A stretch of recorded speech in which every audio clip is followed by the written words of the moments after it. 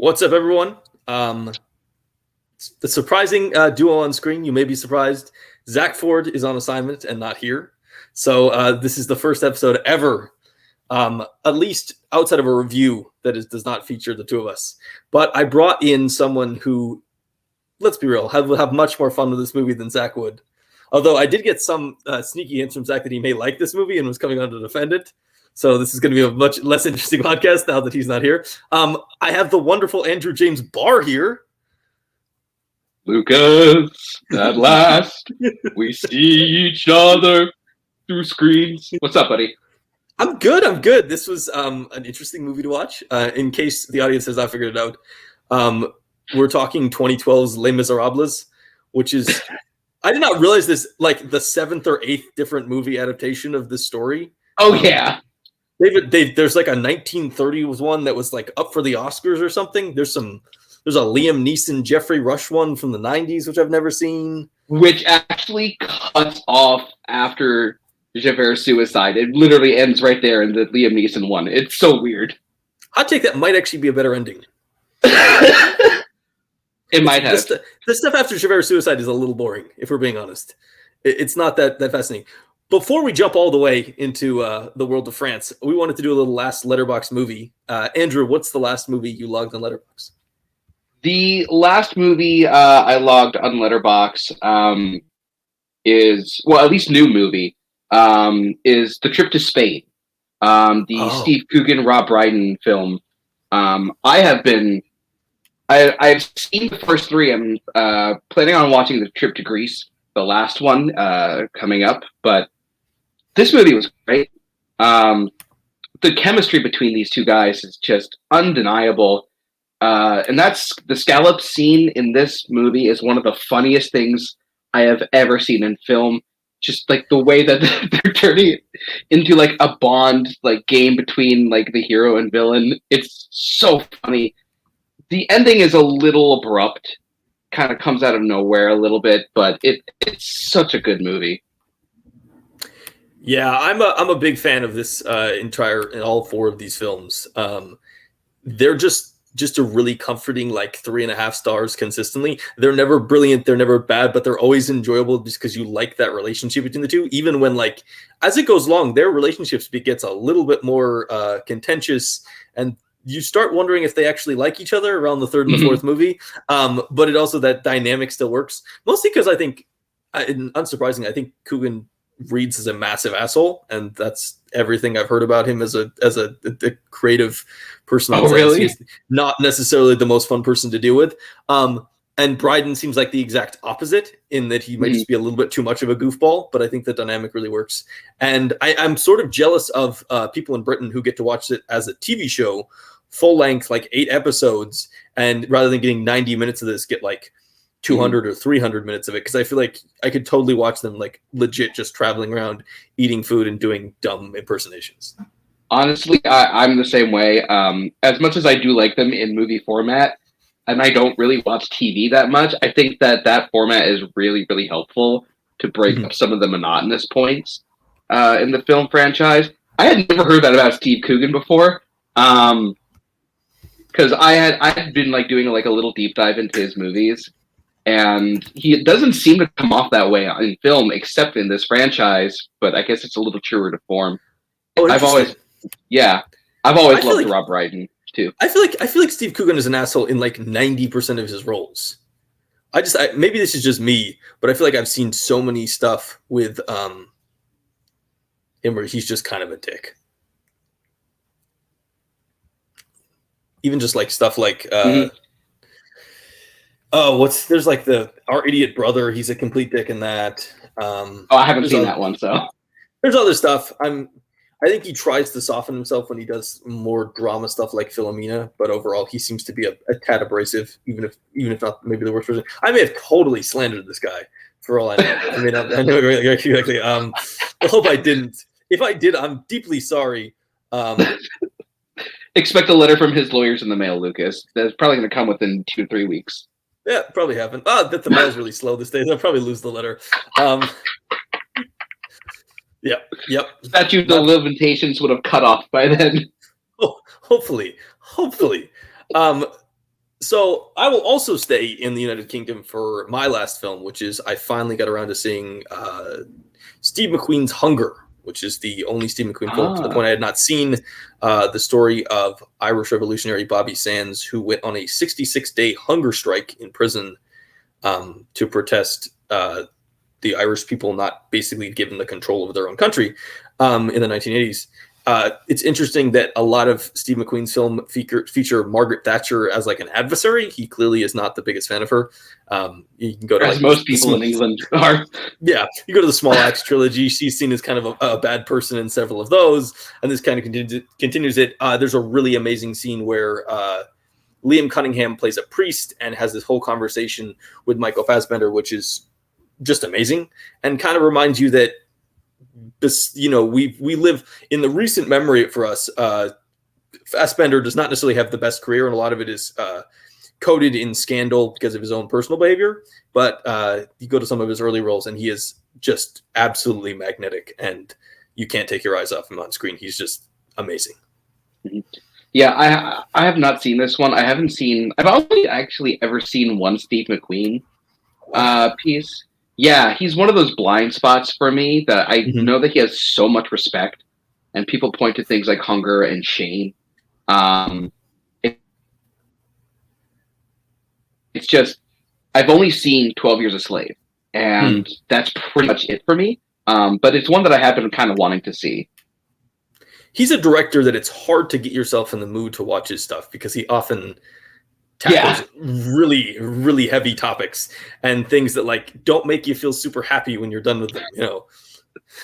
He's a step above Lars von Trier in that sense. He's a little more palatable Lars von Trier. He's the historical Lars von Trier because all his stories are based on like the true life. He's like, I'm going to tell a story about a hunger strike, a sex addiction, like a freed slave being dragged back to the South, and then he's like, well, Widows is kind of different than that. That's not his tip. That's one like basically disguise everything else. Like, hey, don't worry, I can do other things. Yeah, and then he does Small Axe, and he's like, most of these will be about the injustices, and one of them will be about a house party. Just going to, give you one respite from court cases and the education system failing people of color to, hang out at a house party. That's going to be the sequel. That's going to be like the reboot of the House Party series with Kid and Play. He's going to bring Kid and Play back. This would be an amazing crossover that I would love that. It'd be very weird. Let's jump ahead because the real reason we're here is to talk about Tom Hooper's Les Mis. Barr, do you want to give a plot summary of this film, or do you want me to give a plot summary of this film? I'll see what I can do. All right, let's do this. All right, so there's this guy. He's a prisoner. His name is Jean Valjean. Kind of a lazy name, honestly. And he has been sent on parole. And basically, he decides to steal a bunch of silver from a bishop, who actually ends up giving it to him to have a better life. But he's constantly chased by Inspector Javert. And then, it's kind of he kind of becomes a mayor. No one knows who he is. Things happen. He ends up having to take care of Fantine's daughter Cosette, who dies because, he was busy talking to Javert. And so basically Cosette falls in love with this guy who is, leading a secondary French Revolution. It doesn't go well. Valjean, while still running from Javert, gets dragged into the fold, and then basically proves to Javert that he's a good person, that people can change. Javert, makes a decision. And Cosette, Marius get married. Valjean dies. Everyone lives happily ever after in Ghost World. That's a good plot summary. I would also like to say my biggest thought at the end of this film was Les Mis has the stupidest, most bizarre plot of any musical I can think of.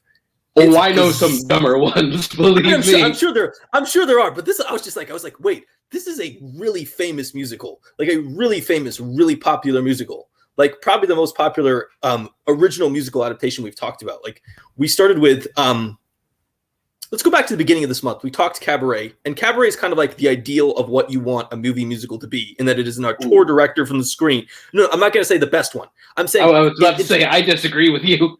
I'm not saying in terms of the best one. I'm saying in terms of the actual process of transferring, because it has an auteur stage director who took it, went to the screen, and then made choices to adapt it into a movie while keeping the core essence of what it is, while not directly adapting every single sequence.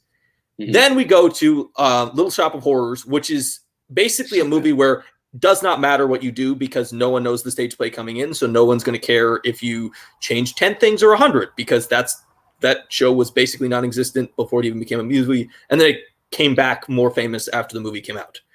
And then we did The Producers, which is sort of the lazy version. It's very fun. I enjoy it, but it is a really lazy adaptation. It's basically like shot for shot. It's a lot of straight on stuff. It's a lot of like, we were very critical of the fact that it has like 9-10-minute dance sequences, which get real boring at times. And it's like, you could have edited this static shot. It's just one static shot of the entire street. And it's like, you didn't need to have this. This is not a stage play. You don't need to do that. And then Les Mis is this weird thing where it's not a shot for shot remake. It makes a lot of choices, but it also at times there are really questionable decision making behind those choices. Like Tom Hooper, let's start with him. I don't really know what Tom Hooper was trying to do with this musical. I don't know if Tom Hooper really understands musicals, because he does a lot of stuff where he doesn't make a couple big choices. One, he almost shoots it documentary style, where he jams a camera in people's faces constantly in a way that is very weird, and also really hurts his cast, because it emphasizes the fact that a lot of them are not very good singers. And that's really evident if you jam a camera in somebody's face. You're like, oh yeah, you're not great at singing because I just jammed a camera in your face.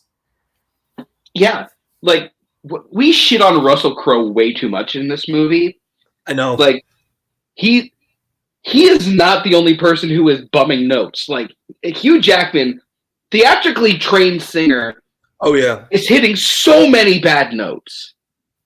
Like the only person I think that escapes this movie unscathed when it comes to like the notes is Samantha Barks. I think Aaron Tveit is pretty good. We can talk about Aaron Tveit later. He's one of the few people in this thing that I find at least enjoyable in his role. I do agree. Jackman is one of the most disappointing performances I've seen in a while in a musical, because this is somebody who, if Crowe's not good, it's like, well, you cast somebody who wasn't a musical performer. Exactly.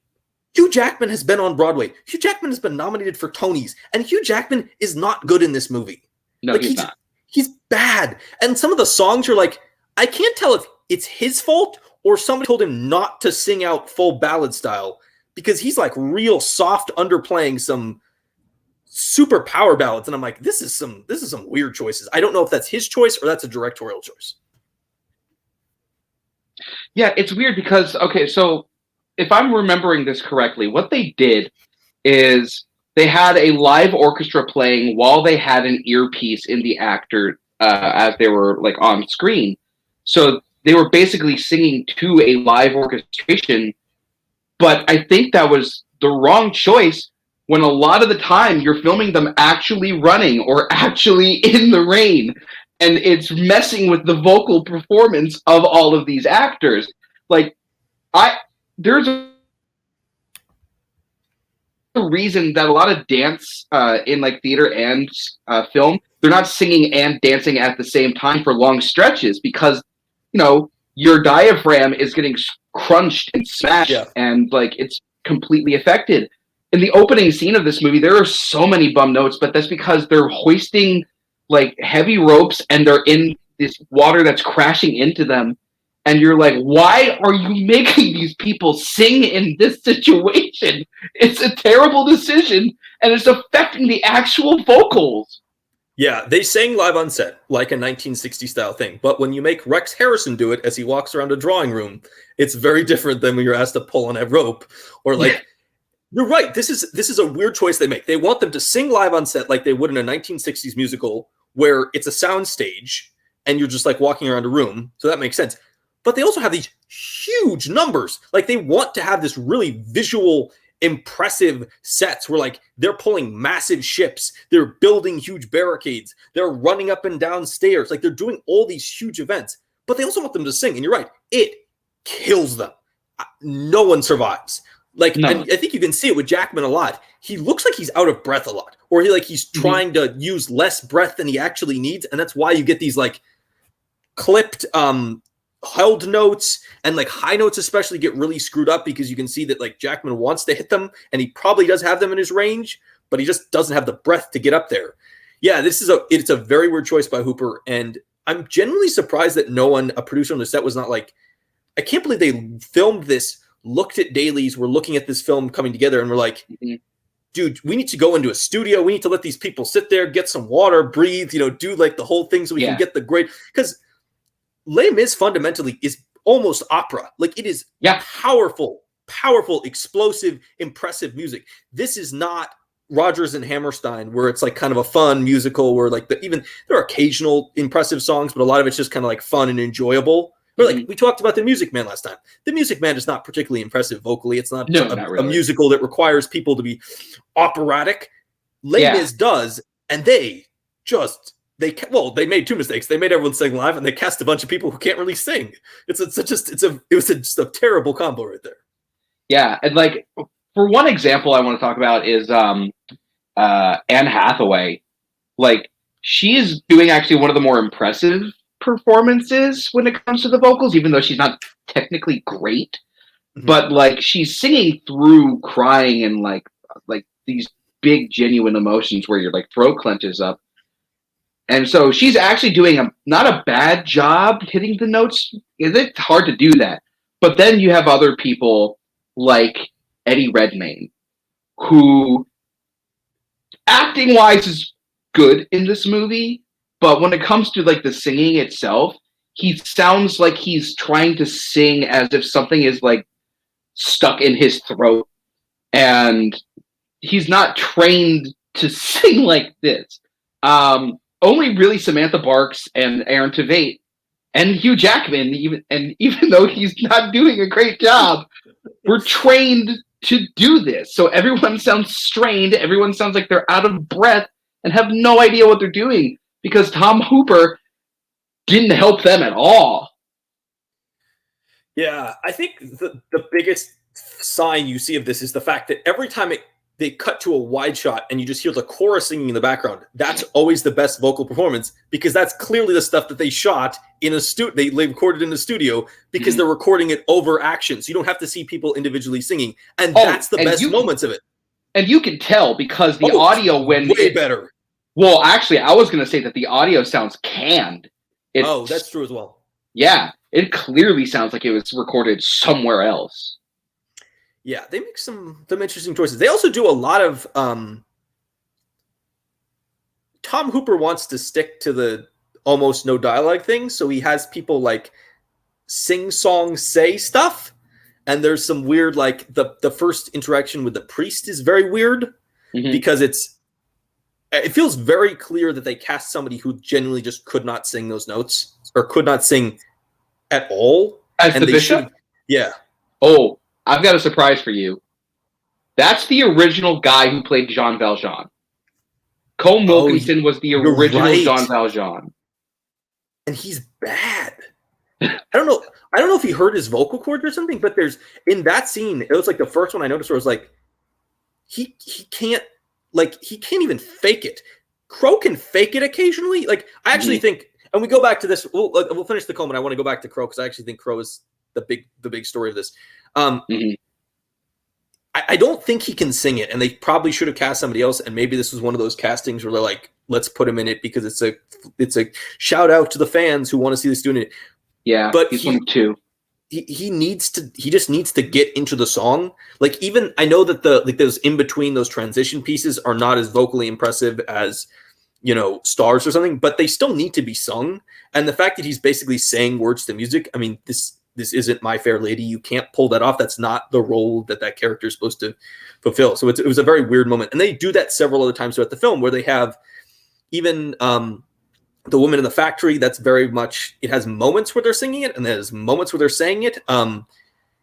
It really does. And I think it probably does go back to what you're saying, which is just like, they were having trouble with breath. This may have legitimately just been we don't have the breath to sing, because you're asking us to do all this running around and, jumping and yelling and stuff. And they're like, yeah, we can't sing after doing all that.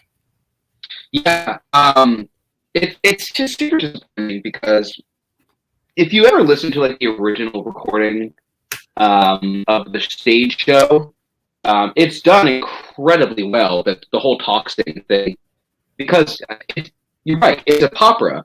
It's done at like all the dialogue is completely through music. I've done it before. It was the only high school show I ever did, and so it's not easy to do that dialogue-esque parts in there when you're literally in heavy outfits that are just crushing your body.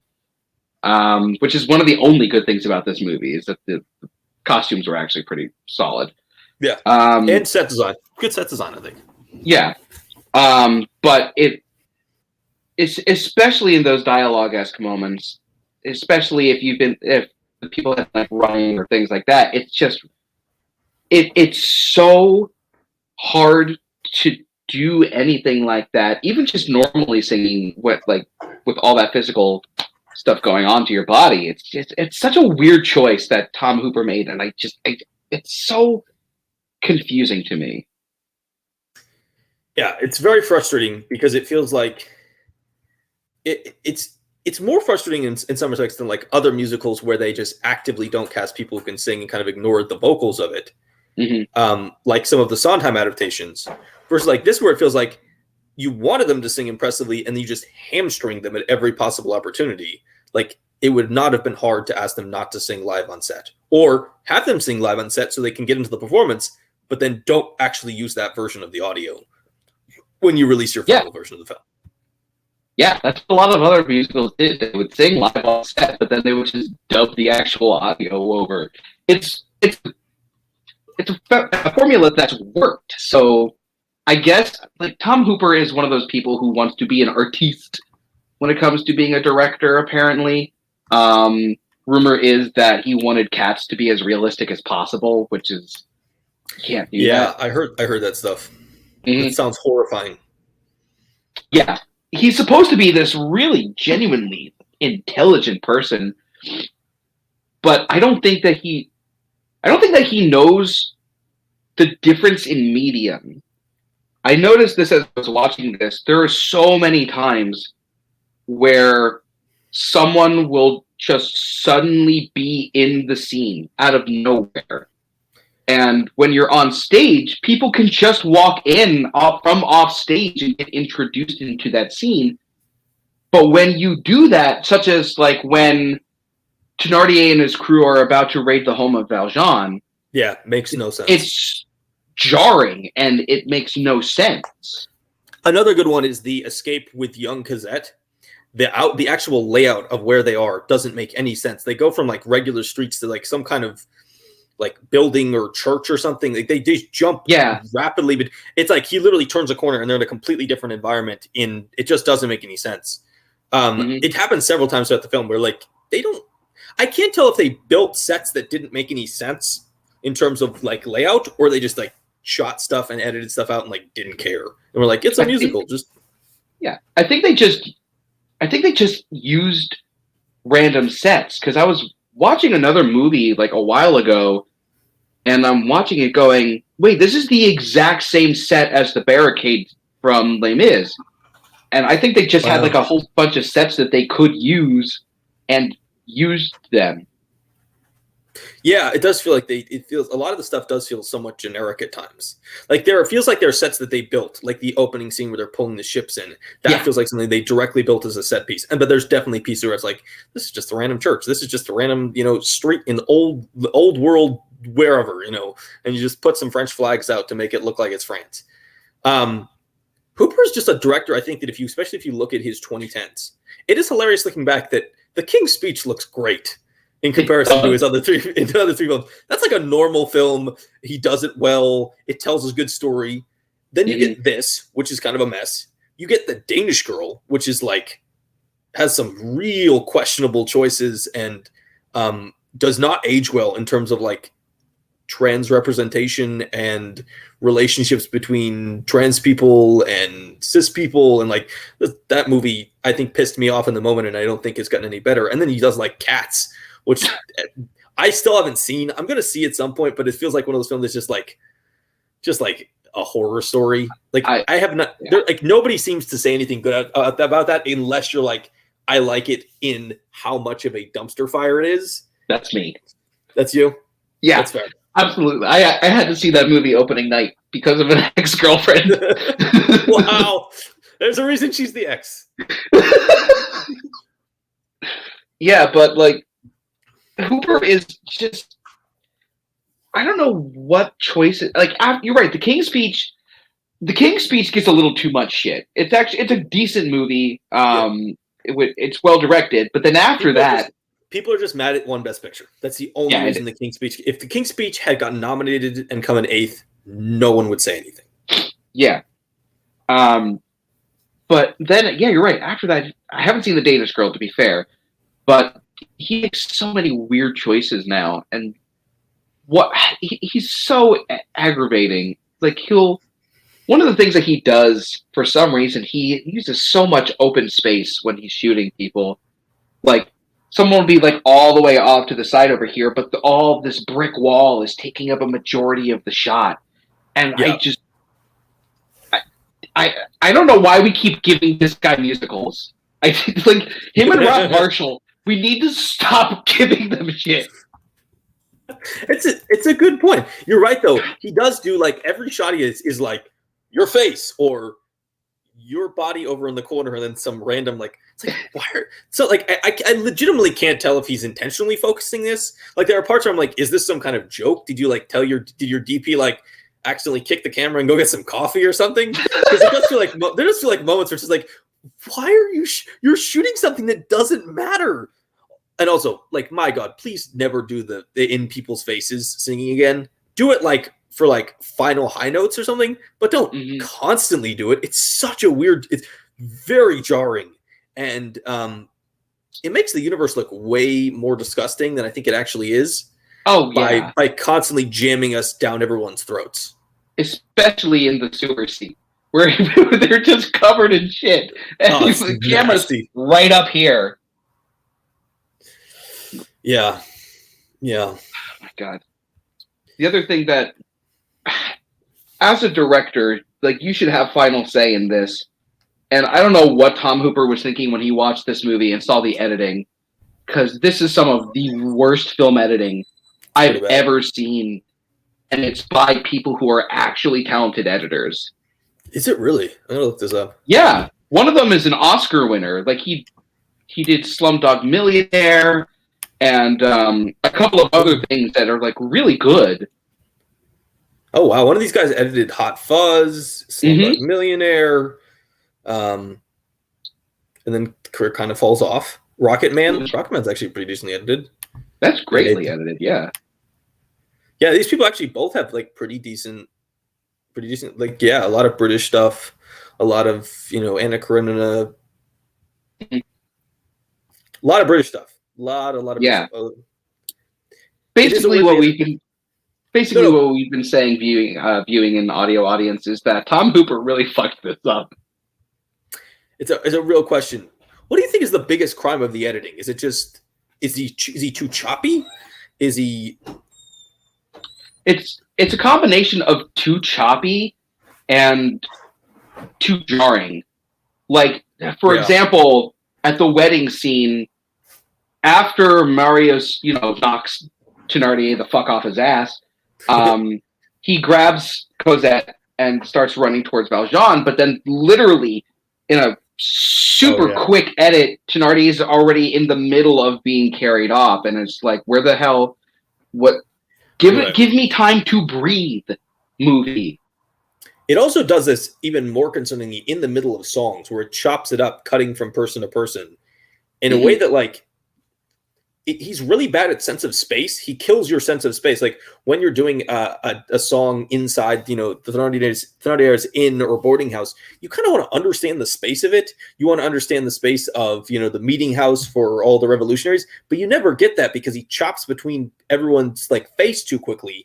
And you really get like, it's almost disorientating because you're just like, I don't know where I am in space anymore because he's just jumped around so fast. Mm-hmm. Yeah, I have no idea where the hell anyone is. I like the layout of the scenes are distracting, confusing. That was one of the few scenes. The Master of the House scene was one of like the few scenes that was okay because I was so wrapped up in like the trickery that Helena Bonham Carter and Sacha Baron Cohen were pulling. It's probably my favorite scene in the entire film. It's probably the best one. I would agree with that. They seem to they're good enough singers to pull it off, and they've bought into the characters to the point where it actually kind of works. Mm-hmm. And also that's a song that is funny and interesting, but not particularly complex vocally. Right. So it is a lot of sort of sing talking, and you can sort of get away with it in that scene in the way you can't with other scenes. Oh yeah. That's the role I played when I did this, and that's awesome. Oh, it was so much fun. But you're right. It's like those characters were, when the creators of the stage show were making the adaptation, they decided that the Thénardiers had to be the comedic, the clowns, because you can't have a movie or a show that's just miserable people the entire time. So it was a lot easier for them to write like the simpler songs for those characters. And luckily, as you said, Sacha Baron Cohen and Helena Bonham Carter are talented enough people to, know the material that they're given and work with it and know how to, incorporate it into their performances. And I think Sacha Baron Cohen just has that like perfect build where he's just like kind of freakishly tall. He's a little bit clown-like. It's very perfect for the scene. He always looks a little bit out of sorts, like he might be a marionette being held up by strings. And he's very funny in that aspect. He has just kind of got that very comedic actor, like tall with this extremely long legs body that you can really play with and move in a way that makes you always look like you're about to maybe tip over. I think he plays that very effectively. I think that's a really good way of putting it. I've never thought about that before. Before we get into all the characters, we've talked about Hooper. Let's talk about the story. Mm-hmm. You probably know the show better than I do. I don't think they didn't change that much, did they? They didn't change too much, but there's one major thing that they change, and it pisses me the fuck off. Okay. The one major thing they change is the Eponine's death. And Eponine is one of my favorite characters in any medium, like ever. I think that the the stage musical version of her character and in the book are just so beautifully crafted and written. In the stage version, Eponine dies delivering the letter to Cosette. She's climbing up the barricade after she returns, and is shot in the back just before she can get on the other side. So basically, she dies knowingly delivering the letter of the love of her life to the woman that she loves over her, that he loves over her. Mm-hmm. And it's so much more poignant than literally turning a gun to her, going, "No, take me instead!" Bang! That is really goofy scene in the movie. Yeah. When she does that. It's pretty goofy. Yeah, and then immediately after her death, Marius is like, "Hey, Gavroche, come here. Deliver this letter to this girl that I really like." Just completely just leaving her by the wayside and ruining that character. It's like the only major change to the movie, and it is baffling as to why they would do that. It is a weird choice. I guess they didn't want to have to deal with, I don't know, maybe they didn't want Eponine to do that. Yeah, I think that's a bad choice overall. It makes her a more interesting character. The It also makes Marius. I mean, Marius sort of looks like a dick anyway. Because because he like totally is not saying the obvious shit in front of his face. That she's like totally in love with him. And he's just like, yeah, can you go find me this girl? And she's like, dude, I'm in love with you. He's like, yeah, but can you find me this girl? She's like, I'm in love with you. Like, just not seeing that at all. Yeah, that is a really frustrating change, and one that like I don't think streamlines the story or it actively disrupts the story, making that change. Yeah, I don't think it does that much. I really that's a very. I do wonder sometimes when musicals get adapted if current directors are like, well, I don't want to do the exact version of the stage play. So they're like, I'm going to make a change. I want to make a change that I can make without having to do anything because I don't really want to have to rewrite part of the play. So I'm like, I'll just like have her get shot here and then have the other dude do this letter. And then I could just move on and I'll be like, look, he made a change. Or like, he's not just, I wonder if they're like doing it almost because they don't want to get tagged with the, oh, you're just shot for shotting. The live production. Although maybe think about what you're changing rather than just doing a change because you want to have a change. Yeah, no, I agree with you because there are other things you probably could have tinkered with. Like, I mean, the whole lifting the cart moment could have been, tinkered and moved around, or like other small things you could have either like twisted or adapted or just taken out completely. But when you do something that literally destroys the entire poignancy of a character and changes basically kind of damages the plot and it damages another character, it's so frustrating. I can't even put it into words, honestly. No, it's definitely a frustrating moment because it kills the poignancy of that death, and it makes the death just simple sacrifice rather than an accidental occurrence after the real sacrifice being the letter rather than just taking the bullet. Because exactly, it's obviously easier to just take a bullet for somebody than it is to knowingly go and do this act that hurts yourself but helps the person you care about, and then happening to get shot at the end of that. I'm trying to think if there's moments in this film that they could have edited down. It is really, I said this at the beginning, but it's a really just convoluted story that like, I think it's funny because it's so famous and so beloved as a musical that I think in some ways people just kind of let a lot of this stuff slide. Like the fact that the Javert character, like Javert is an inspector, but he's somehow part of the military. Like, it doesn't like, is he a detective who's searching for criminals? Is he part of the prison system? Is he part of the military? Is he part of all three? Like there's moments where he seems like he's one or the other, but then they also like, blur those lines a little bit. It is interesting too that like it just throws you straight into these events. You don't have any idea why Lamarck is important. They tell you that he was the one who spoke for the people, but we don't really know anything about him. We don't know how the revolutionaries got together. We're told that this is after the first French Revolution and we have a king now. Gavroche is kind of good. I think that performance is not terrible. Yeah. No, he's fine. He also ended up playing Jack in Into the Woods and then kind of like disappeared off the face of the earth. Yeah, because he was two pretty bad musicals. I mean, fair. That would make me want to quit too.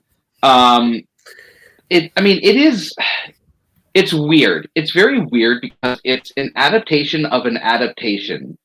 Because like Victor Hugo wrote this giant sprawling piece. I think this was after Victor Hugo was banished from France. And it's this giant book series that's like basically in volumes that he wrote this. And then it's whittled down to about a 3-hour musical, which is then whittled down to a 2.5-hour musical that tries to incorporate some of the more book elements. And it's basically a turducken of a movie. Yeah.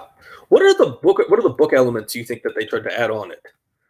Back into the movie? The grandfather. Anything that had to do with Marius's grandfather. Right. Like I've seen the stage version like a I have two. couple ways, and I don't ever remember that character being in any of the stage adaptations. I think there's a general understanding that all the revolutionaries are in some way people of means, but they don't necessarily introduce their backstory. They are seen as sort of like rebels, but also there's a little bit of a commentary in terms of they're rebels, but they're rebels who didn't have to die in the sewer or starve like some of the actual people. Like they have these ideals, and they want to, and there's a reason that they're the people who build a barricade and try to fight back, and the regular people are like, we know we're going to lose. I'm going to go inside this house. We know what life is. It doesn't change regardless of who's in power. We don't get to make that choices. You guys want this because you think you can actually impact who's in power and who's in control. Well, honestly, I would have been on the side of the other people, considering the fact that they started to build a barricade after they start their actions. Like, I'm watching this movie going, so they're doing the whole storming of the parade, and then after, like, you know, some shooting goes off, they start running, and then suddenly they start building a barricade.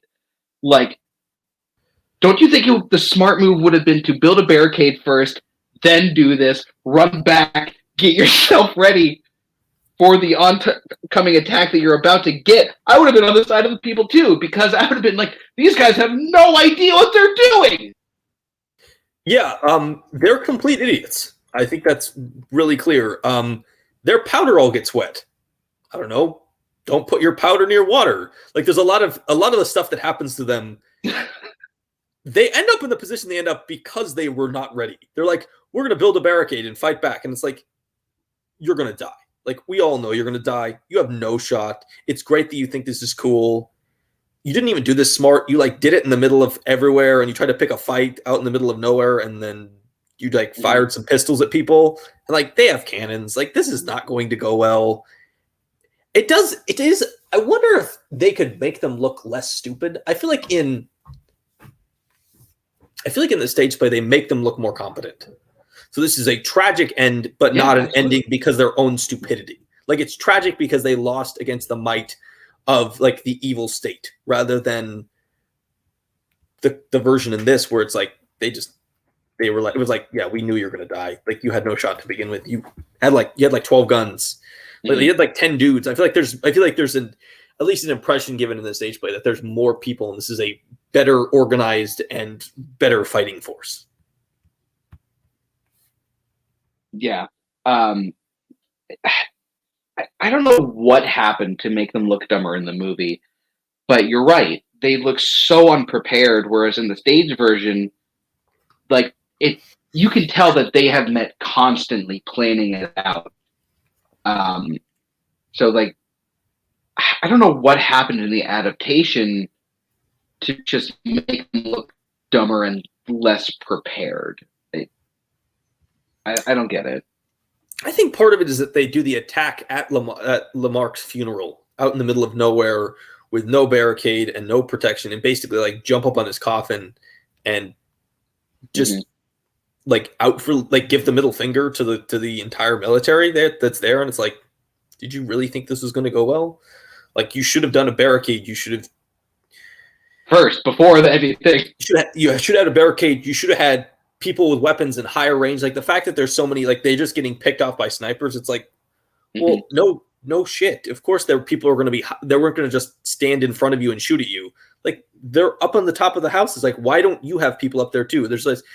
It does really make it look like their entire planning meetings were just like a bunch of 20-year-old idiots drinking and sitting around, pretending they were important, or they somehow were the future of France when they were just like people who had nothing better to do. One other thing that so confused me watching this, because this is the first time I ever caught it. I've had to watch this movie 3 times now, and I hate it more and more. Is that when they're building the barricade and Javert is there disguised as like a common like Frenchman. Well, they're all French. But just like as a common man, and he volunteers to basically be the spy for the resistance, even though he's spying on the resistance. Gavroche knows who he is. And Gavroche is there. Yeah, and just waits for Gavroche later. shouldn't have been there, first of all. And so, like, why doesn't Gavroche say anything until he returns? Yeah, this is a weird choice. And they also kind of butcher the Gavroche character another way, which is that his death scene is really not that sad. Mostly because he got killed because he's an idiot. And he's taunting the enemy. It's like, that's a way more impactful scene if he actually just gets shot by a sniper or somebody. The way Go ahead. No, finish up. No, I was gonna say the way they did it. I think that moment is supposed to appear sad. I think that's the way they play it. They pause after it. The characters around him are act sadness. It's not a very sad moment, mostly because you just know he's gonna die the minute he starts jumping and yelling at the British, yelling at the French. My apologies. It's weird because there's a bunch of British people acting like French people, but Sacha Baron Cohen seems to be the only person trying to do a French accent at all. He really is.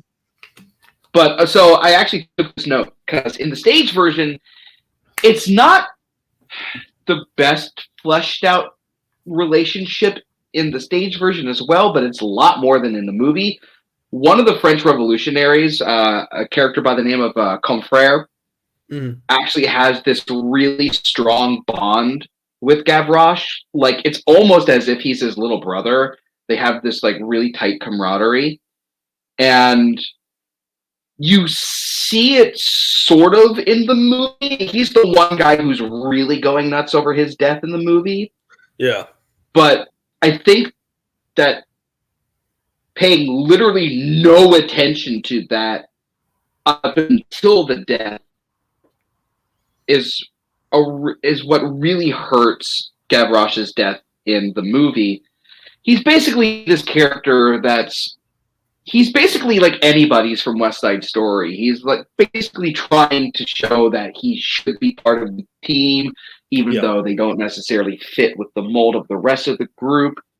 And you're right. He's just this precocious little kid who, was gunned down, and we should feel bad for him. Yeah, it is. They don't do a good job explaining why Gavroche is there. Like, they just throw him into scenes as this singing kid, but they don't necessarily explain his place very much. He's there all the time. Valjean tells him not to be there. He probably shouldn't be there because he's like a small kid. He's like 10. He's very young. It is also weird at times that none of the other revolutionaries have the same response to him being there that Valjean has.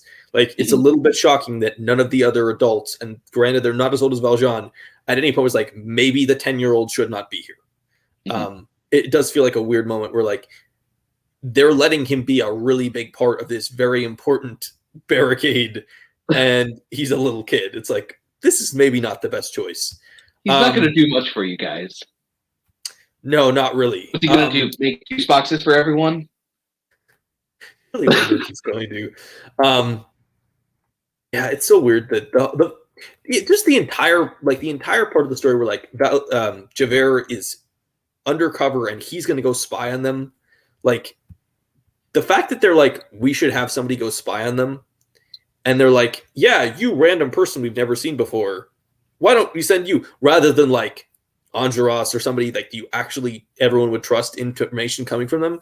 It is an interesting moment that they're like, I think the idea is that he says that he used to be a part of like the police task, and because of that he knows their ways and can infiltrate them through that way, but then immediately he returns and he knows highly detailed plans that, while they're not true, it's literally the same day. It's like, how did you discover literally the entire base layout of the enemy's plan and get back to us in time? It's weird. Everything about this movie is weird. Like, we keep saying that because it's true. And it's also, I think that when you're watching the stage play, the music is so impressive. You're so sucked into the moment that I think you let a lot of this stuff slide. But the minute that the music is not as impressive and you're like, oh my God, can they please stop? it really does point out all the holes that exist in the plot, which, are not necessarily Tom Hooper's fault because they're just the runoff from the stage play, but also like you need to do the music well. Otherwise people are going to see those holes. Right. And I actually do want to talk about the scene where Valjean comes and basically, because he was able to help the rebels in that one moment, they give him Javert. And I do want to say that the acting performance of Russell Crowe in this movie, but especially this scene, is genuinely good and impressive. Yeah. Because between the two of them, the acting is so strong, because with Russell Crowe, you can tell that like they haven't really been feeding him much. He's kind of malnourished. He's wobbling. And it's really where the moral conundrum in his head that leads to his eventual death really starts to churn, and like the gears start to click. And Russell Crowe in that scene is actually doing a phenomenal job. But then once again, we kind of judge him because stars in your multitude. It is I feel like the criticism against him is very frustrating at times, because it's like, what did you expect from Russell Crowe? Yeah. He looks like he could play Javert. He acts like Javert well. He has a lot of the parts of the character down. I think he actually understands the character relatively well. I think he knows what he's doing character-wise. The problem is you put him in a movie and you're like, hi, non-singer, can you please go and sing live? Like he, more than anyone, I mean, first off, Javert is probably the best vocal performance in the entire show. I don't think it's relatively close. Absolutely. He's got the best songs. That's a legit all-time great performance you get to play. Javert is just one of those, like, it's like, if you're like talk to singers and like, what roles you want to play? Or like that one, Sweeney Todd, stuff like that, where it's just like, yes, if you do that, that is just so impressive. It's so complicated and it's so technical. And you just like completely hamstring this guy. And then the dumbest thing about this whole movie is that he gets all the criticism in a movie that's not very good generally. But we're like, let's crap on Russell Crowe. It's like, first off, he's not as terrible as everybody says he is. He's not good. I'm not going to stand here and defend him, because vocally, he's really bad. He's actually okay in those like interlude scenes where he's like singing about like, like the transitions, not the full-on songs. He's not too bad in those, but he is very bad. And when he's actually like soft, when he's actually like the beginning of Stars is actually not bad. He's hitting the notes. It's just when he starts to belt that it really comes through. Yeah, he just doesn't have the diaphragm, doesn't have the vocal range, doesn't have the projection for that. And it kind of sucks, because it's like, I feel bad for him because I feel like he gets a lot of hate for this movie, and honestly, he might be better than Jackman in this. Is that a crazy thing to say? Acting wise? He's definitely better acting wise. Absolutely. I think there's an argument to make. Overall performance, he might be better than Jackman. Like, overall performance, he might be in the top 3. Yeah, well, this is let's do this now. Let's go character by character, because let's be real. We have takes character by character. Okay. And let's start with Hugh Jackman as Jean Valjean. No. I got an Oscar nomination for this performance. Just because somebody else won an Oscar for this movie. And they're better. Somewhat. They're not particularly great though. We'll get to them. He is. I don't think he understands the role. He's very weird in moments. Mm-hmm.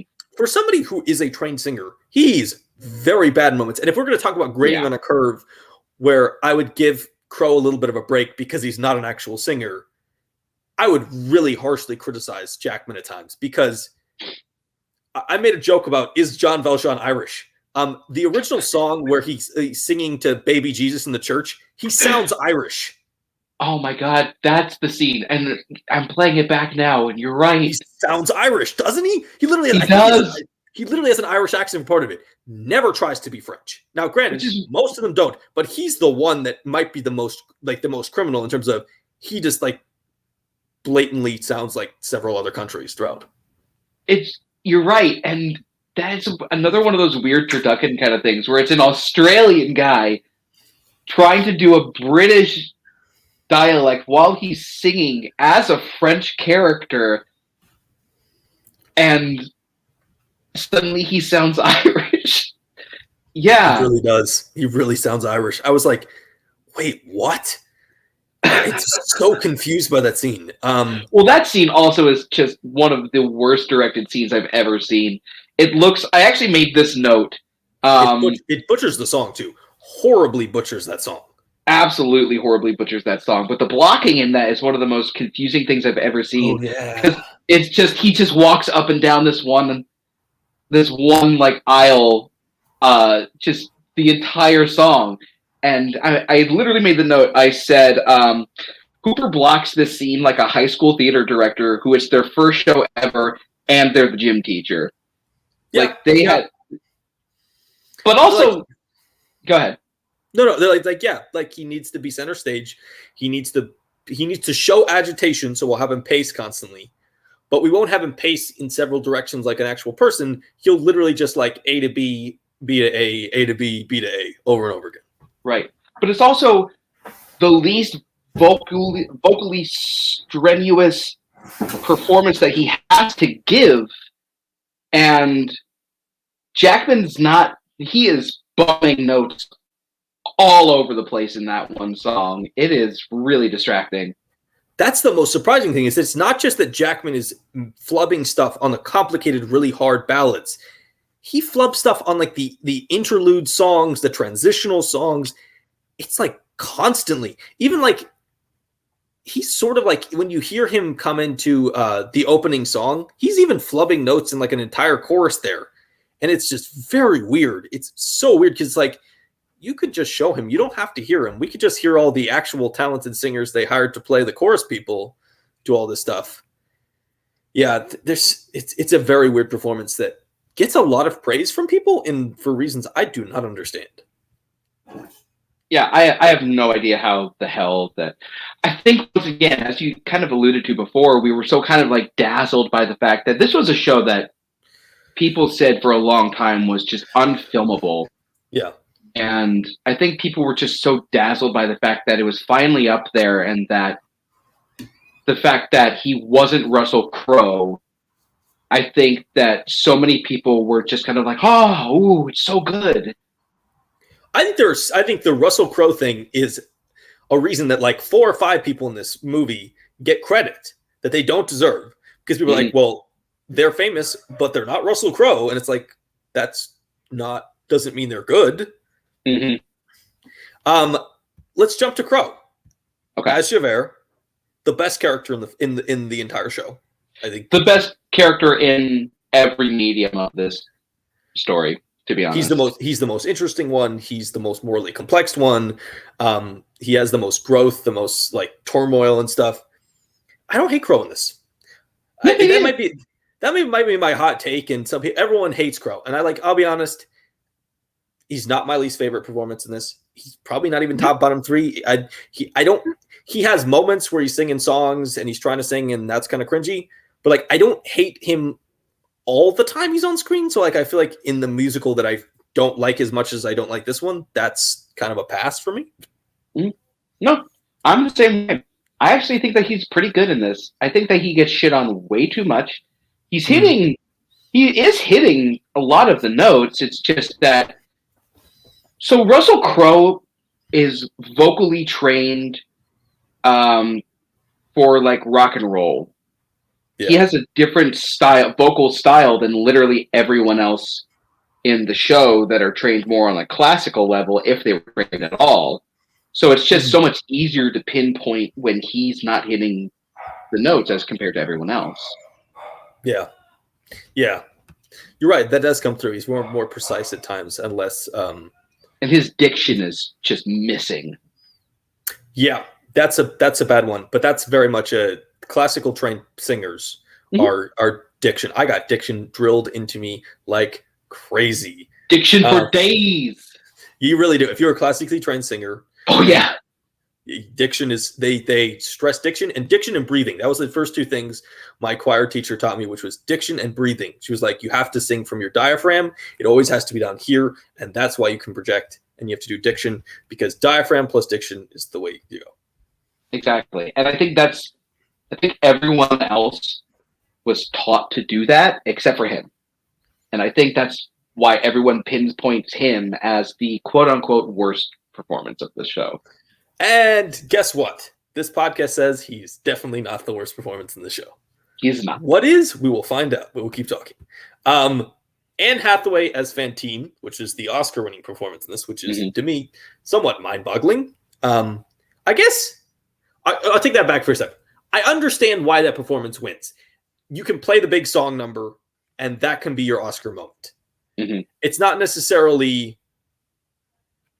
It doesn't necessarily deserve it, but you can at least understand why that performance, you pull the one scene out and you go, look, give her a Best Supporting Actress. Exactly. It's the whole one-shot thing. I actually really think that she's in that top 3 of the performances for this film, and I think the reason I say that is more because on a technical level, she's doing something that's really impressive, because she is just crying buckets of water, and she is literally straining her voice when she does that, but she's hitting a majority of the notes in that song, and it's super hard to be able to do that. Even a lot of people that work in professional theater, like I do, have a hard time being able to actually cry and sing at the same time. So I think on a technical level, she's one of the more impressive people in the movie. Yeah, it's not a performance I necessarily love that much, but I do think if I'm going to give her credit, I would give her credit. I think she does what she's supposed to be doing. I think in some ways, the stuff I don't like about her performance is a lot of the choices that Hooper makes in her direction, and a lot of they really run her through the gutter. They really crush that character and make her look nasty and terrible in really short succession. And I don't think it works very well, because it's so extreme and so jarring and also so quick. She goes from basically being like, she has a job in a factory and she's doing all right and she's sending her kid money, to being like, rip her teeth out and cut all her hair off. And it goes really downhill. I think she's pretty good vocally in that song, though. She kind of hits all the words and the notes that she needs to do. So I think she's good. I think she's one of the better performances in the film. Yeah, I think top 3. I feel like there's only there's not many that you'd give a pass to a positive grade. I don't know if maybe 4, maybe. Yeah, I think even though I like Crow more than others, I don't think I'd still give him a passing grade. I think he's a D-, but he's not an F like some of the other people in the show.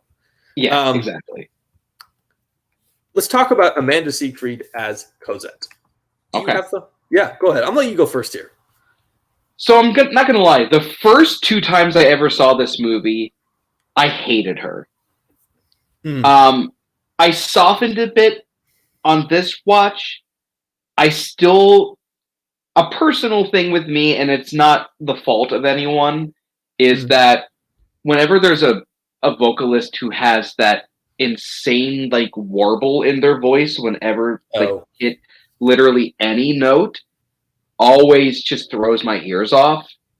Once again, once again, not to discredit her as a singer, she's doing a good job, but she's also playing a character, unfortunately, that is the least developed in the movie and in the stage show, to be fair. Oh, there's a reason that that every time you look at a cast of the show on Broadway, the famous person is playing Eponine, not Cosette, because Cosette is a boring role. It is hilarious, though. It's kind of funny, though, that they cast the famous person as Cosette and the non-famous person as Eponine in the show. I want to talk about that real quick. Yeah, go ahead. I remember being in college when they were starting to do the casting for this. And I remember when they were first announcing the casting, the studio, it was either the studio or Tom Hooper or somebody said that the one character that they were going to give to a total unknown and they were going to do open casting for was Cosette. And I know so many people that I went to college with that were like, I'm going to get my shit ready. I'm going to train. I'm going to look out for when those auditions are. And then they go, and we're going to cast Amanda Seyfried. Like, just crushing so many people who wanted to get that role. It is a weird choice. Because that is that is the role if you want to throw a nobody into it. You really can. Because no one cares about that role. It's not important to the show. It's not important really. Like, her only purpose is daughter of Fantine, adopted daughter of Jean Valjean, love interest of Marius. That's the only purpose of that entire character. She's literally a MacGuffin. Does not have a single thought in her head related to herself. It is always about somebody else. Yeah, pretty much. I don't hate the performance. She's fine. She's good. The vibrato annoys me as well because that was something I was trained not to do. And that's like a technical thing. I'm not going to ding her for that. I think she's fine. She's like, she's a 3 out of 5 if we're giving performances. Like, I think she's fine. She does what she's doing, but like no one is ever going to watch. I think even on the Wikipedia it said that people were like praising that performance, and I'm like, who on earth praises Cosette walking out of Les Mis? That's just not a.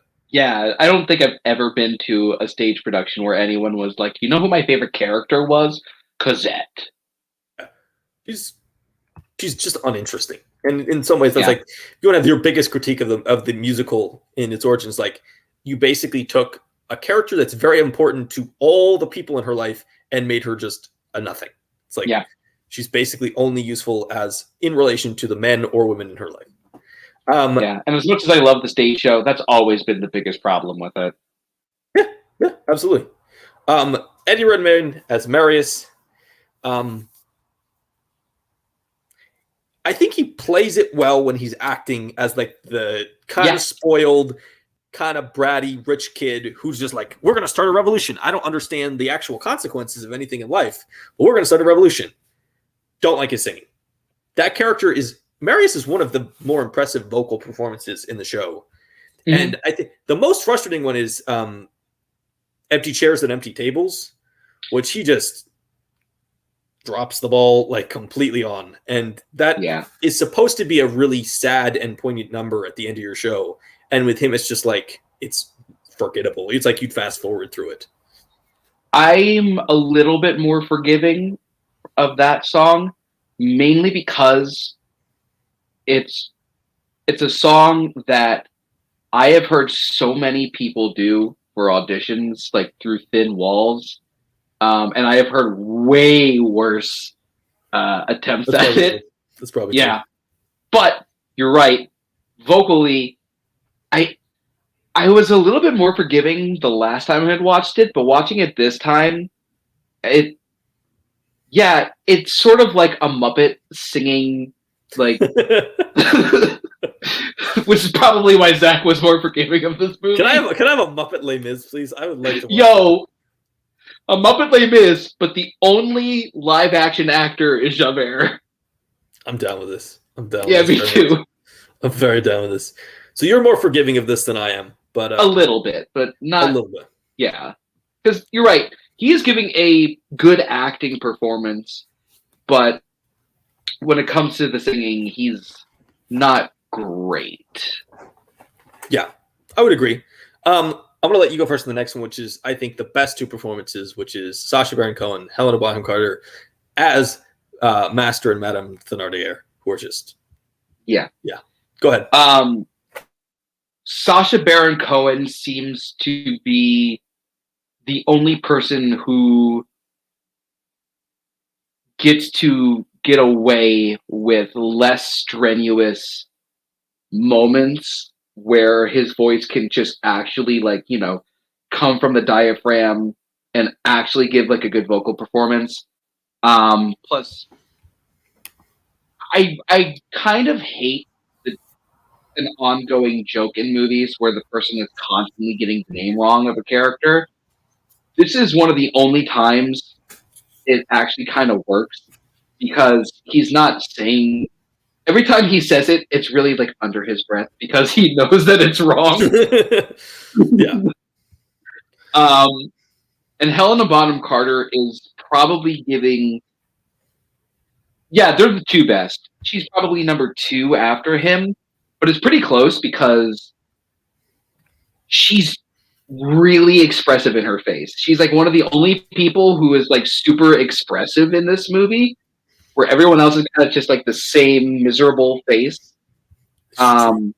Yeah, but because of that, you're so much more drawn into this character, and just the best scene in this movie overall for me is when Valjean comes to take Cosette away from the Thénardiers, because they are trying so goddamn hard to pull the same tricks they pull on everyone, and it's just not working. It's frustrating them. It's a great scene. It's a great scene. Yeah, I would agree. Sasha's slightly better than Helena. He's the one who really comes out of this looking good, and I'm surprised that there was not more push for him. So I feel like if I wanted to give an Oscar to anyone in this movie, and I'm not saying I'd give it to him either, right? But like he's the one who feels like that's the showstopper one scene performance that really does impress, and I do really enjoy. They're very funny. Master of the House is supposed to be a real lighthearted song in the middle, and the fact that they nail it so well I think does help tonally. Because if they missed that in midst of missing some of the more serious stuff, you would have a really, really rough musical that got real dark and real depressing real fast. So I think that succeeding is incredibly important. No, go ahead. Sorry for interrupting, but there is one other change to the movie that I completely forgot about when you asked earlier. So Thénardier's character is actually supposed to have a song when he's in the sewers robbing all the dead bodies. Right. And I think if you gave Sacha Baron Cohen that, it could have been like a real, real good moment that this movie could have used.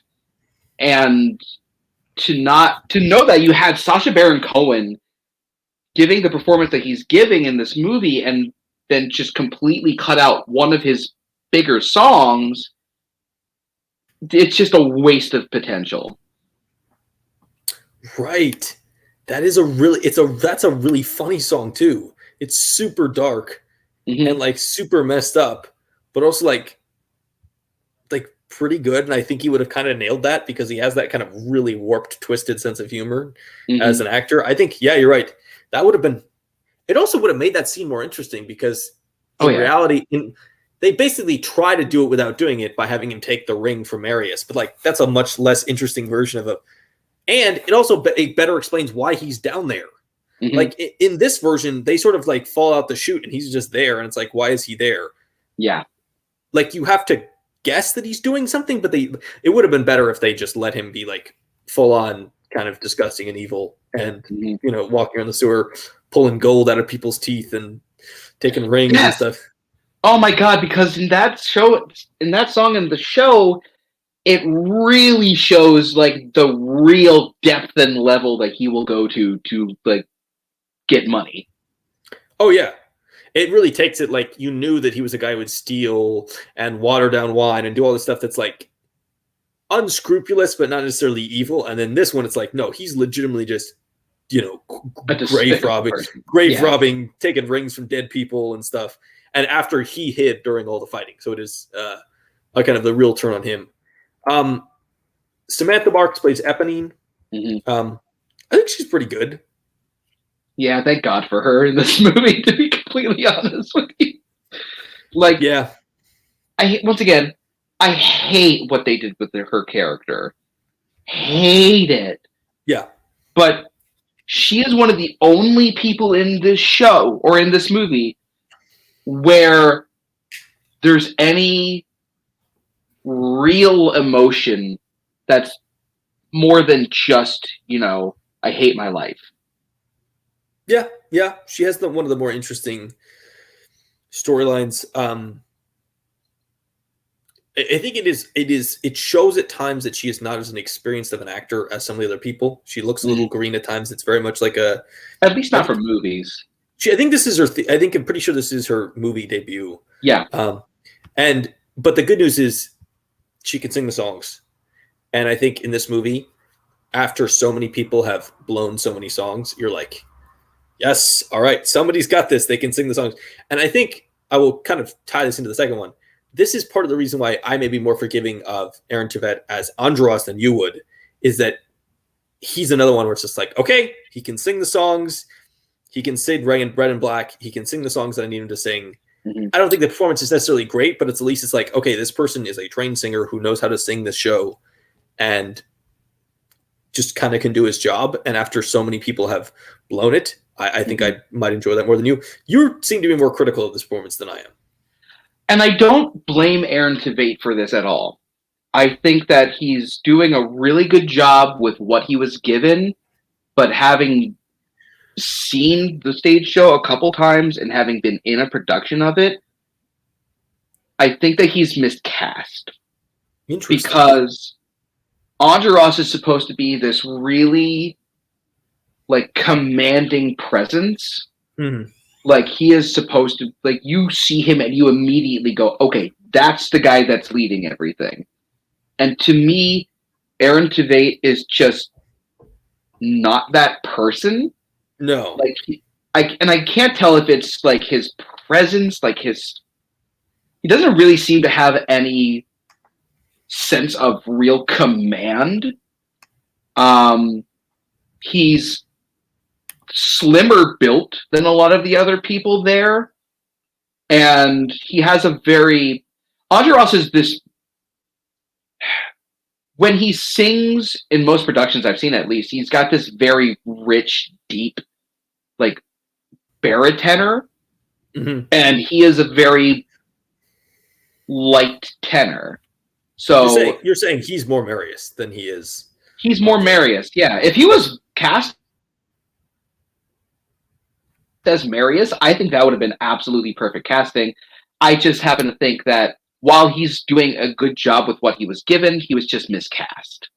That's fair. That's very fair. Now you brought that up. You're right. He is a little bit waifish. He is a little bit like he does fit more the like spoiled rich kid Marius thing than he does like an actual revolutionary. Because Andros, I believe, Marius is a revolutionary. Andros is a real revolutionary. Like he is fallen like we're gonna kill people, we're gonna fight back, we're gonna do whatever it takes. And Marius is more of a romantic or an idealist who actually thinks that they can change stuff. Andros is a little bit more like let's burn shit to the ground and let's see what happens. And the final performance that's major is Daniel Huddleston as Gavroche, which I feel like he just kind of does his role. Yeah, I mean, he's good. I feel like kid performances in musicals are almost always graded on it's a check plus, check minus system. Because it's like either they just do their job and you don't really think about them, or they're terrible. Like I feel like, unfortunately, kids' roles in musicals are often not that impressive or show stealing or memorable. It's just like, did they screw it up or did they not screw it up? Yeah. Do you want to talk about any of the other actors in the show? We talked about Colm Wilkinson as the priest. You mentioned there was somebody else as... Yeah, the original Eponine is also in this movie. And she gets like 2 lines of dialogue as one of the prostitutes in Lovely Ladies. And it is... I'm really angering. You have Tony Award, the person who won the Tony Award and the Olivier Award for playing the role of Eponine, and you give her 2 lines, you completely cover her in makeup, and you waste her. Like, I don't know what else they could have done with her, but still, that's just kind of insulting to me. Her name is Frances Ruffle. Yeah. And she's a super talented singer and actress, and she's just wasted in this movie. The only other person that I would even really bring up is his name is Killian Donnelly. He plays Comfrere. He's one of the French revolutionaries. He's the one who's like going berserk after right. Yeah, dark-haired guy. Gavroche dies. Really good, and I think they just kind of waste the character and a really good performance. This is interesting. If you go into the Wikipedia page for this, actually at the bottom, after all the name actors, is a list of all the people who are in previous concert versions of this, or touring company versions of this, or West End version of this. It is interesting that we've talked about musicals where Cabaret has at least one major carryover in Joel Grey. The producers carries over basically the entire cast except for the additions of Ula. Uma Thurman and Will Ferrell. And then, so I don't know the timeline that well. This may just have been ridiculous. I believe the musical is a lot older than this movie, right? 1986, I want to say, or something around there. So it wouldn't have been really made a lot of sense to try to carry over actors from the stage production to this one. No, but they do concert versions of this like all the time, and it's for like anniversaries, and it's one of the longest running shows in Broadway history. So I guess it would have been hard to carry people over, but then you could have found people who have performed, like Norm Lewis would have been a great Javert. He played Javert in one of the anniversary concerts. So that's the only place he could have gone, I guess. Yeah, it would have been interesting to see what they'd done. I mean, the concerts, the 25th anniversary concert is like 2 years before this. Norm Lewis, Lea Salonga. Oh, that's where they got Samantha Marks from. That concert. Yeah, they didn't. There's a lot of people. There's even like the Bishop and like, you know, roles like that where you could have brought in. They could have brought in Ramin Karimou as Enjolras or something. It is interesting that they just, outside of these really, in some ways, slightly insulting cameos for very famous people for the history of the show, and unfortunately, a really bad one from Colm Wilkinson, they really don't try to tie it to the, you know, the stage production that, you know, their audience may have loved. Yeah, it's disappointing because they could have had. There are so many people who know a lot of performers because of the anniversary shows, and they just, you know, pick people who couldn't sing. Real bizarre they did not try to put a Jonas Brother in this. Is that one of the most bizarre choices? Like, he feels like the perfect person for an actual Broadway version. He's famous. Like, that feels like somebody they would have thought of. Right, but I think that the one thing I remember hearing about people's reaction from the anniversary concert that he was in was that he was okay, but not great. So I think that probably hurt his chances. Let's talk about some of the almost casting people. Oh my God. Okay. I'm looking at the Wikipedia right now. So originally, Hugh Jackman was in negotiations to star opposite Paul Bettany as Javert, which I don't think works.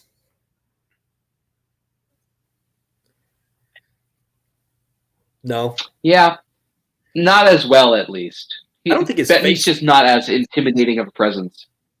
Yeah, there's a thing about Russell Crowe that works in this film is that Russell Crowe is a fucking big dude. Not a big jacked muscles. He's just big. He is a big man, like thick, and just like he's a solid object. And he's and the beard and everything. He's just a big person. He's very intimidating. He's been like that ever since he even came on the scene for Most Americans and Romper Stomper and stuff. He's always been kind of an intimidating. He's even intimidating when he's the hero and stuff like Gladiator. He's just a kind of a built big dude. Yeah, and the scene where he like fights all of the revolutionaries off in the bar, it looks like he was actually fighting them. He's like, I don't think Paul Bettany could have done that. You weak ass 20-year-olds. I'll beat your asses. That's probably how he actually fights people. Yeah, I'm sure. So they cast Jackman and Crowe in 2011, and then they're trying to figure out who's Fantine. Before they cast Hathaway, they consider Amy Adams. No. Okay. That could have really worked really well, actually. Wait, really? You don't think she'd have the same vocal problem? Okay, she's not the worst one. There's definitely worse ones. Jessica Biel. Nope. Tammy Blanchard. Nope. Somebody named Kristen Kruk, who I guess is known for Smallville. Marion Cotillard, which would have been nice to have an actual French person. I actually might have dug that. She can sing too. Yeah. She can sing. Levy and Rose, like she can actually sing. Yeah, and Nine. She's probably the best part of that movie. I like Daniel Day-Lewis quite a lot in that film. Better than I was expecting, but I think he's pretty good in Guido's song. And then Kate Winslet and Rebecca Hall. I actually do think Marion Cotillard probably is the best choice out of that group. I think she's the best choice out of the group just because of we know that she can sing and that she's French, and I would have loved to have seen Kate Winslet in that role, but Cotillard probably would have been the strongest choice. You never can hurt by putting Kate Winslet in. Yeah. Unless you make her do a Delco accent. They get Redmayne. It looks like Redmayne is the only choice. Which is weird. Well, I guess. Yeah, because that's true. Because Redmayne at this point is not that famous because he hasn't hit his Oscar run of movies yet. He's basically been in like Elizabeth the Golden Age and The Other Boleyn Girl and My Week with Marilyn. He's a couple years away from everything showing. So that is weird. He's the only person they considered. They offer the short list of people for Eponine was Scarlett Johansson, Lea Michele, like oh God no, Miley Cyrus, oh God no, Tamsin Edgerton, no idea, who is not related to Taron Egerton. I should just check. Taylor Swift and Evan Rachel Wood. Evan Rachel Wood wouldn't have been bad. I don't know how she is as a singer. Yeah. Then the press reports that they offered it to Taylor Swift. And then I remember that actually. Taylor Swift like that's not accurate. And then they just cast Samantha Barks, who was playing Nancy in Cameron Mackintosh's tour of Oliver.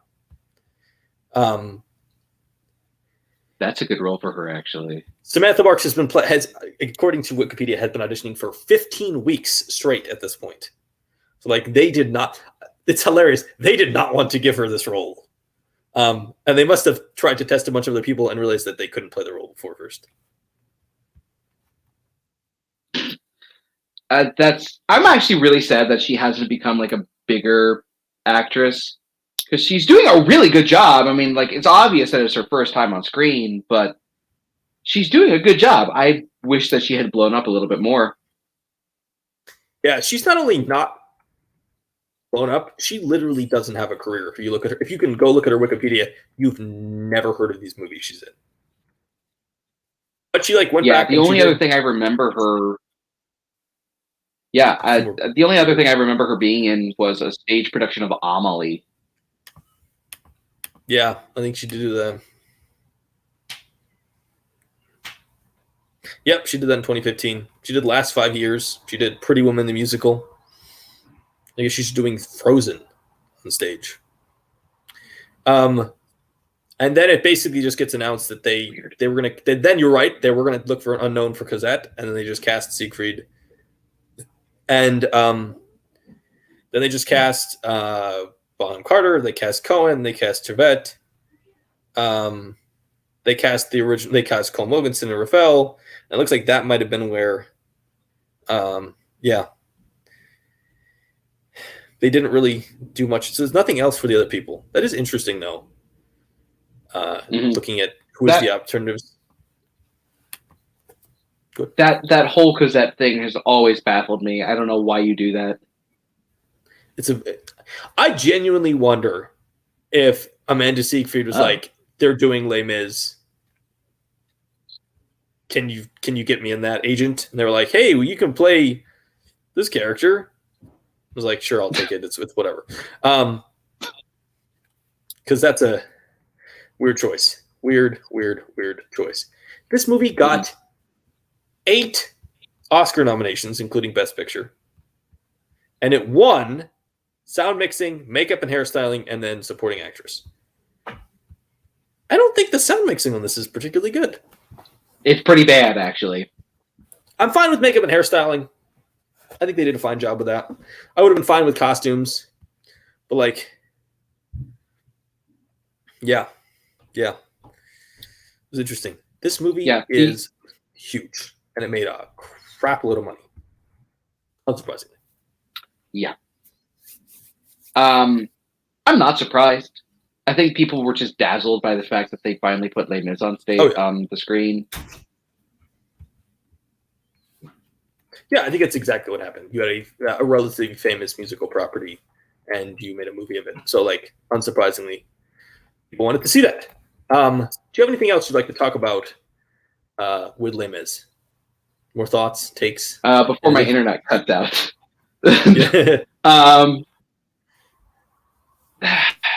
Not really. I think that we covered a lot of the things that I had in my notes. The one thing that I also do want to point out is that Tom Hooper is such a hack that I know you haven't seen Cats, but he basically steals the whole one shot for I Dreamed a Dream and does it again for Memory in Cats. And I'm not surprised. Yeah.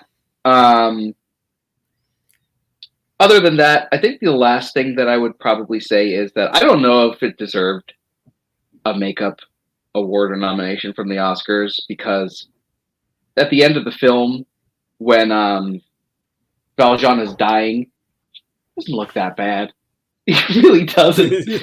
He looks like he has a really bad cold and he's just exhausted. Yeah, he also ages weirdly quickly at the end of the film. They're like, he needs to be sick. Let's age him. Yeah, exactly. They're like, he was not old when he was carrying Marius, but now he's old. Time to die. And it's been maybe 6 months. And he looks like he's in his 70s all of a sudden. Yeah. It is an interesting time jump there.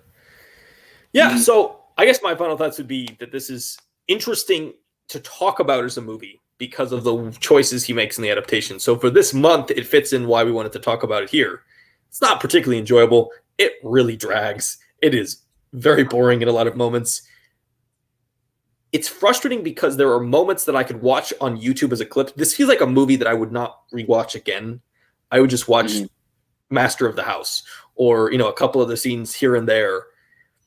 And honestly, I found myself doing this last night when I was like prepping for this. I found myself watching versions of the concert more than I found myself watching the versions from this movie, because it's just I just prefer those. They're better. They're more enjoyable. There's a particular Javert I was really enjoying. Let's see if I can find his name. I'm gonna feel bad if I can't. I bet I know which one you're talking about, and I don't remember his name either, but I believe he's an Australian. He was in the 10th anniversary. Philip Quast is his name. Yes. Oh, not the one I was thinking of then. I loved Philip Quast's version of Javert. He was very, very impressive. He's Australian though, so. Oh, so it is the same guy then. Yes, he was in the 10th anniversary, the Dreamcasting concert from '95. Yeah, that one with Colm Wilkinson. I loved him. Fantastic. He was fantastic. So good. I liked Norm Lewis, but I did not like Norm Lewis as much as I liked Philip Quast. Quast just exactly. He was perfect. He had like the look for it, and just nailed it. But yeah, so I would like to thank everyone for watching, listening this 90-minute long discussion of a musical that neither of us liked. This is exactly what I knew it was going to be. You put Barr and me in a musical in a room together, we're going to talk about it for at least 90 minutes, even if both of us hated the process of actually watching this movie to be able to do the podcast. It took me 6 hours. Because we actually noticed this. I think you were talking about watching it like 2 days before we recorded. I watched it over like 2 days in chunks because I would like watch like 20 minutes and I'd have to like go pee or something because I'm really bored. I ended up watching I would like watch part of it and then I would be like, I'm kind of bored, and I watched the Isabella Stewart Museum thing on Netflix instead. Yeah, I'm not surprised. I basically watched YouTube and it's like, this is boring. Is there anything else interesting going on? Yeah, so this is we've come to the end of our first podcast without Zach. Zach is only on assignment. He did not die. He was not fired. He was not fired for anything inappropriate related to Muppets, regardless of any rumors that have been going around. They did not happen. No, but he is pitching that Les Mis Muppet movie for us. He's going to be very mad that he was not here in the episode where Les Mis Muppet movie was uttered several times, because I'm pretty sure he would have had a full cast. Zach Ford, when you listen to this, you have to message me and Barr, and you have to fully cast Les Mis with Muppet characters. Javert stays the same. You can pick an actor. You can leave it Russell Crowe. You can pick somebody else. But you have to leave Russell Crowe. That makes it so much better. Leave Russell Crowe and Muppets. Send us your picks. We really want to know. Yeah. with that being said, thank you so much, Barr, for coming on and like guesting / co-hosting, because Zach was on assignment, so that was incredibly helpful. And it was incredibly helpful as you, because I know that we could definitely have a long form discussion without any trouble. So thank you. Thank you for having me on. I appreciate it. I appreciate you dealing with the internet that I have. It's all right. It's all right. We've all dealt with some weird stuff. I accidentally clicked off at one time and left Zach by himself, and then came back. We've had a weird time. With that being said, you said your internet is spotty. Let's wrap this up quickly. Thank you everyone for watching, listening. Like us, give us likes, give us comments, give us anything you want. Send us emails. You can find information in the description. Find our letterboxes. Both mine and Barr's are down there in the description if you're looking. Tweet at us. Tell us things you liked. Tell us things you don't like. Maybe you have a completely different take on this. Tell us why we're wrong. Tell us why we're right. We love engagement and people who are watching these movies along with us and engaging with us with it on the same level that we are. That being said, we will see you next week. Peace out, folks.